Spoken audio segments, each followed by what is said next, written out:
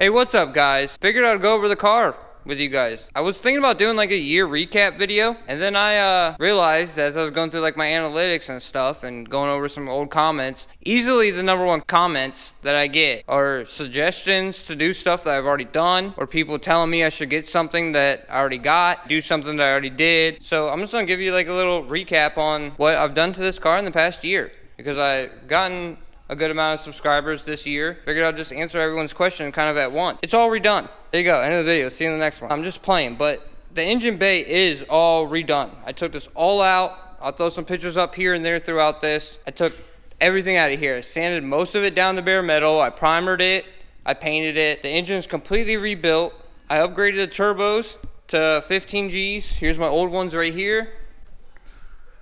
The bottom end on this engine is built. I want to do cams eventually, saving that for a later date. That's something I should be able to do myself. We got the dual intercoolers still, just upgraded. Upgraded the radiator, oil coolers down there. Got a better power steering cooler. I'm going to upgrade the injector to 1000cc injectors, and I'm going to upgrade the fuel lines. I just wanted to break this engine in running stock and then upgrade things one at a time. I got an upgraded fuel pump, E85 compatible. I think it's 320 liters maybe. It's an AEM.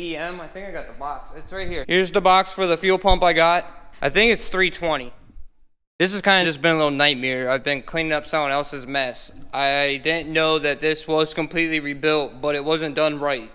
This engine was completely rebuilt by the person that had it before me, and it was like done in someone's backyard or something. Like nothing was torqued down right. Every gasket was silicone. It was a nightmare. The only reason why I started doing it was because I couldn't get it to stop breaking up. And I was going to do the turbos anyways. And I didn't think that it was rebuilt. So I was like, let's just have it rebuilt. And then the more and more I dug into it, nothing was torqued down. Like the intake runners weren't torqued down right. They were like barely on there. So it's probably had an air leak there. And just little stuff here and there everywhere. So I just went ahead and rebuilt the whole thing. Like I said, everything in here has been painted, sanded down, and cleaned. Every little bracket.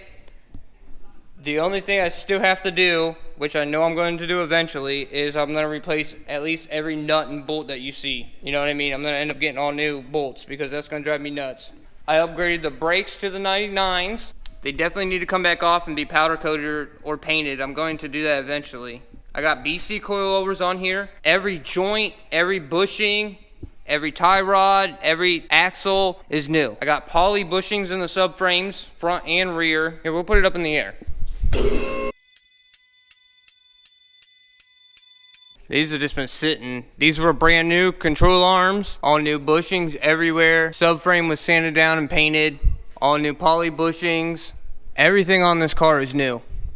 And what isn't new right now will be new. I will get a new exhaust. Instead of the 3-piece, this is a 2-piece aluminum drive shaft. Back here, everything is new. These are the upgraded brakes too, from the 99. If you know, the rear calipers, unlike these 91s, are literally half this size. BC coilovers back here too, obviously. New axles, new bushings everywhere. This I did the rear steering delete, poly bushings. I talked about this in the last video, but if you didn't catch it, I plan on deleting this whole control arm because I don't really need it because I deleted the rear steering, and I was talking to a guy on Instagram that said that he can make these just to have a piece of pipe pretty much. It'll save a lot of weight. I am going to upgrade my diff. I just don't know what I definitely think I need a new diff.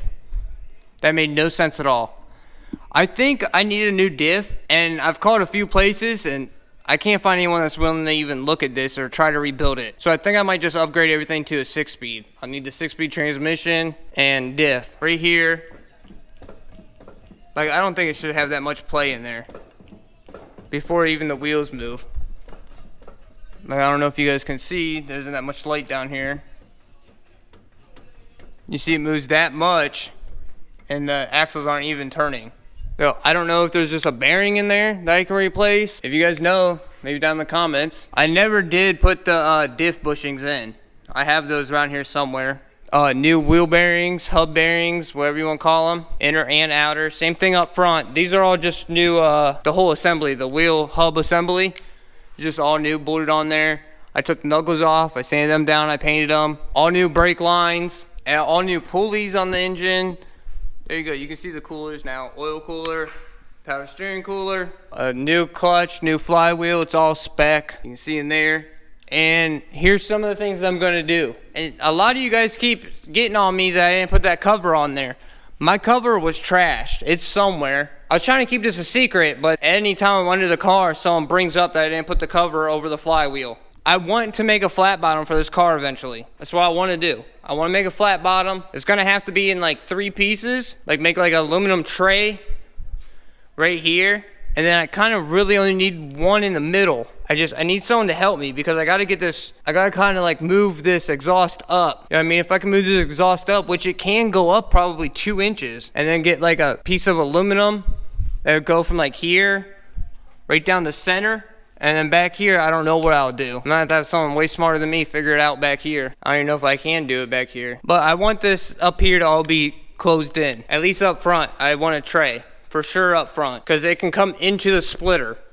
You know what I mean? I can have the tray into a front splitter and make it all look cool. The little canard on the side, and then I'll probably have to put some like louvers in here in the tray that like vent backwards so air can come out, help suck this thing to the ground. That's one of the biggest plans I got. I don't even know where to start on that. There isn't anything on this car that hasn't been touched in the past year. So there's pretty much everything on the engine, suspension, the whole drivetrain, everything under the car. Inside's kind of torn up still right now. But when I first got this car, I stripped it all out to bare metal. I pressure washed it. I pressure washed the carpet and I put it back in. I do want seats. I really think I want like Evo 10 seats. Those Recaros. R-Spec Ryan, he has an Evo, and those were the best seats I've ever sat in my life, I think. They're comfy, but they hug you. They're just the best of both worlds. They're more comfortable than these. These, they don't really hug you. You just kind of slide around the whole time, and they're not very comfortable. So I'm gonna clean this up some more still. I need a couple of, you know, interior bits and pieces that are missing, and I need a different shift boot because I'm not gonna sit here and just have one little piece of red leather. And I gotta finish putting up everything under here back together. I just haven't done it because I knew I was gonna upgrade the ECU and I need to run a couple more gauges. Like I want a better oil pressure gauge ran in here and a wide band. I just don't know what I'm gonna do, if I'm gonna replace the factory gauges or if I'm just gonna put like a 3-pod gauge thing right here. I haven't made up my mind yet what I'm doing with that. And I redid my sending unit because that metal fuel line busted off. It's just like that for now with rubber hoses. I just wanted to make a video on how to do it cheap because I couldn't really find any. I'm gonna upgrade all the fuel lines. They'll all be AN lines from here all the way to the front. There'll be 6 AN. I'm gonna actually keep the stock rails, but I got like the fuel loop I gotta put on. So that little bitty line that runs through there. And I also got the fittings that convert the factory lines to 6 AN.